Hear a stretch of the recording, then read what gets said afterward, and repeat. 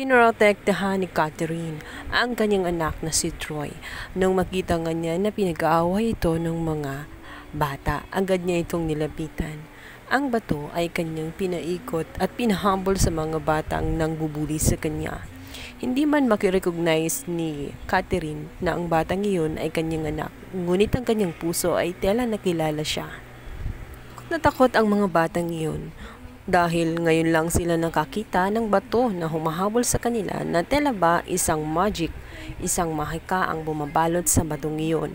Kaya naman natataranta ang mga bata na siyang nagiging dahilan kung bakit pinatawag nga ang daddy nga ni Troy sa school at pinagalitan siya.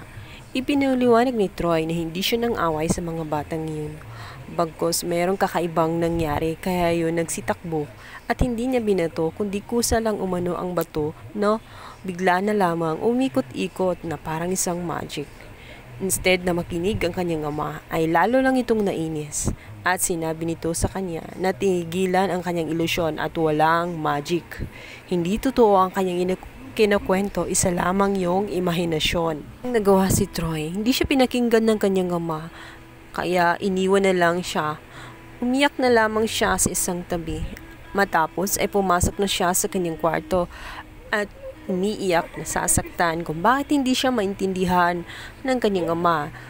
Pakiramdam pa niya ay nagsisinungaling siya sapagkat gumagawa lang umano siya ng kwento. Pero totoo ang kanyang mga nakita, hindi siya namilikmata.